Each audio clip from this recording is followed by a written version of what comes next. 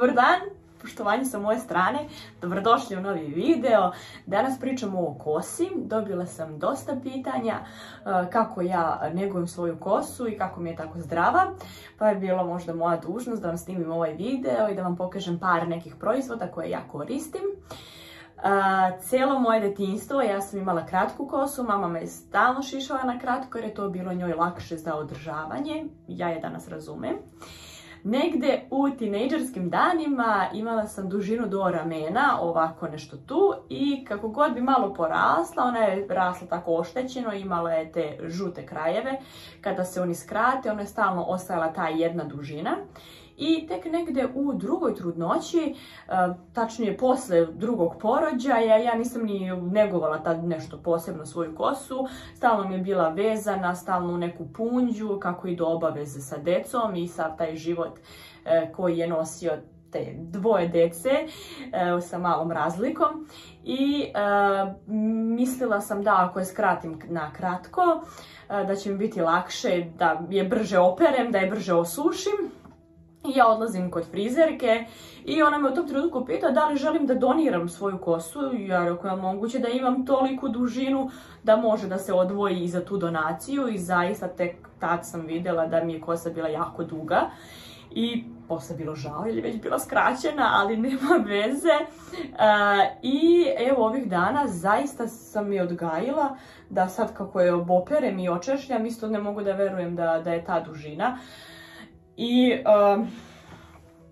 imala sam fazu, cijelo leto me je držalo da želim da budem skroz kratku neku frizuru. Ne znam zašto mi je to tako došlo, da želim da se krati kosa skroz na kratko ili da želim neku promjenu. Sad sam ja zadovoljna njom. Dosta mi je ljudi savjetovalo, kaže da je mnogo teže negovati kraću kosu nego dugu. I onda sam odustala od tog apsolutnog šišanja na kratko. Ja se nikad nisam farbala, možda je to neki razlog zašto je ona ovako zdrava. Nikad je nisam štetila farbom. Imala sam i to onako neko razmišljanje kad vidim da se moje drugarice farbaju i sve, pa odem i ja da se posavjetujem sa frizerkom.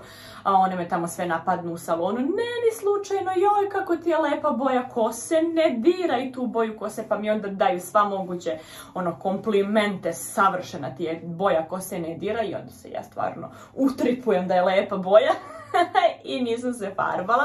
Ovih dana imam jednu sedu i izgleda da tek kad osedim da će to biti jedina moja promjena po pitanju boje kose. Retko sam je sušila fenom, to sam isto izbjegavala. Volila sam da se na prirodni način osuši, a evo i danas izdvojim, jako je teško izdvojiti neko vrijeme da je operem kako treba. I onda dok se mama okupa, onda treba da se sređuju i deca, i dok se deca stave na spavanje, kosa se već sama osuši, tako da ne stignem ni fen da uzmem, a kosa je već suva. I to je možda isto neki način da sačuvate svoju kosu, da je ne štetite fenom, feniranjem. Isto je ne feniram, ovo je moja ovako prirodna talasasta. Uvijek mi je bila ravna kosa i zaista ja nikad nisam fenirala. Samo sam je oprala, osušiš se, očešlja se i zaista bude ravna. Ali sad u periodu trudnoće, to sam isto dobila objašnjenje, da su mi se pojavili ovako neki talasi iza. Ovo sad mi je malo izlomljena i od vezivanja. Kako sam vezala rep, pogledajte kako je se lomi. I to mi je čudno jer mi je stalno vezana kosa, a savjetuje se da bude što više puštena. Meni je kosa puštena najviše, mislim jedino noću kad legnem da spavam, tad je pustim, spavam sa puštenom kosom. A bilo bi lepo da znači što više vam bude puštena kosa, da vam nije vezana u rep. I meni su se pojavili ovi talasi, ne znam koliko vidite lepo, jer je zaista izlomljena skroz. Tu pozadi imam pramen koji mi je se talasao i to kažu da u trudnoći i posle trudnoće dođe do tako tih talasa u naletu nekih hormona ili kako već. Ali meni to ne smeta, nije loše malo da bude i talasasta.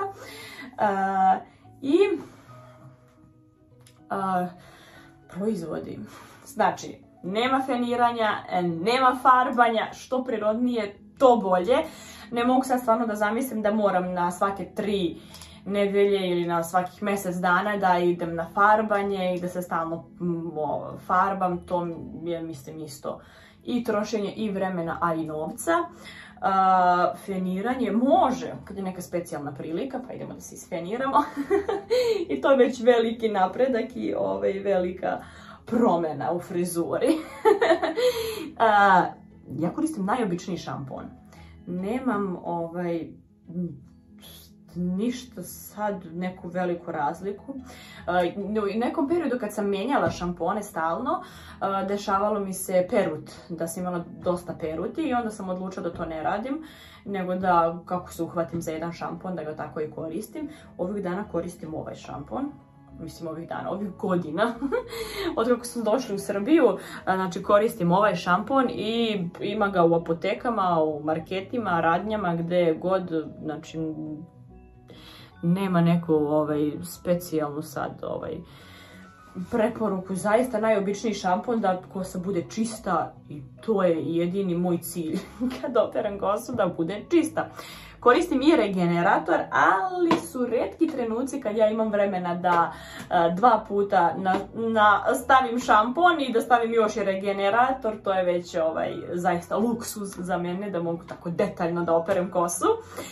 Regenerator, ovaj mi je bio pri ruci i kako sam ga uzela, tako sam ga kupila i koristim ga dok ga ne potrošim, pa ću vidjeti da li ću menjati nešto ili u zavisnosti od cene, ako bude nešto drugo po tom pitanju praktičnije, verovatno nemam nešto specijalno. Regenerator mi je regenerator, on ide samo na krajeve i to je to. Ako vi imate neki bolji savjet koji je regenerator dobar, možete da ostavite u komentaru, ali ja zaista ne vidim tu neku veliku razliku. Ali ovu stvar koristim od srednjoškolskih dana, od kada su mi ti krajevi bili žuti i od kada sam pokušavala da odgajim svoju kosu na neku lepu dužinu. Nisam uspevala i onda sam dobila savjet da je ovo dobro da se stavlja na krajeve.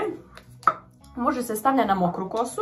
Ja uglavnom tad kad operem kosu stavim ovo i onda češljam i lakše se češlja.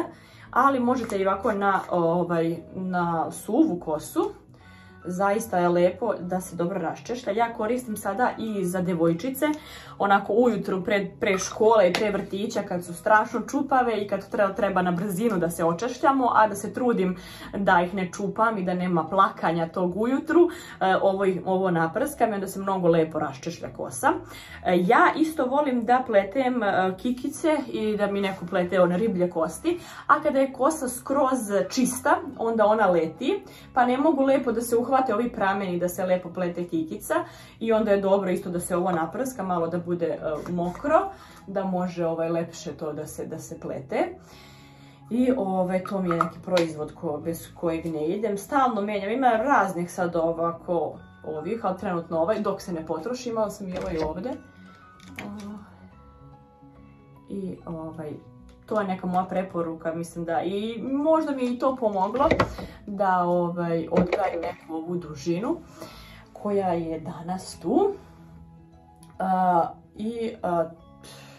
Šta drugo mogu da kažem? Ništa, to je to. Za kosu, znači samo da je što prirodnije i što lakše za održavanje.